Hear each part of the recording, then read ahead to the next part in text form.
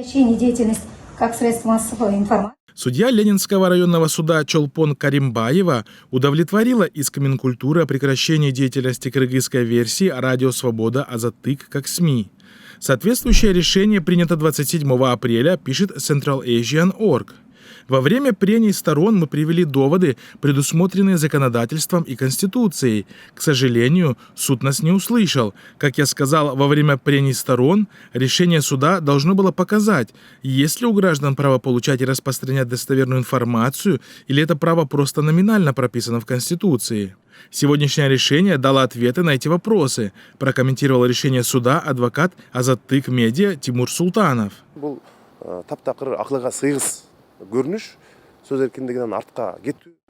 23 января стало известно, что Министерство культуры, информации, спорта и молодежной политики подало в суд иск о прекращении деятельности Азаттык Медиа как СМИ.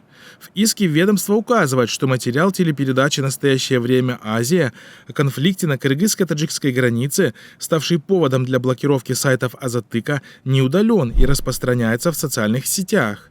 Действия Азаттык Медиа, по мнению истцов, противоречат требованиям закона о средствах массовой информации. В соответствии со статьей 23 не допускается пропаганда войны, насилия и жестокости, национальной, религиозной исключительности и нетерпимости к другим народам и нациям. Ранее ряд международных организаций, политиков, а также сотни кыргызских деятелей потребовали обеспечить беспрепятственную работу Азаттыка. Сайты Азаттыка заблокированы решением Министерства культуры, информации, спорта и молодежной политики Кыргызстана с 26 октября 2022 года. В ведомстве пояснили, что эта мера будет действовать до тех пор, пока материал, из-за которого принято решение о блокировке, не будет удален.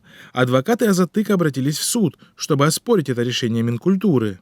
Если они, коль просят приостановить деятельность за нарушение требований закона о СМИ, то тогда они должны были предоставить доказательства того, что они нарушили какой-то закон, какую-то норму.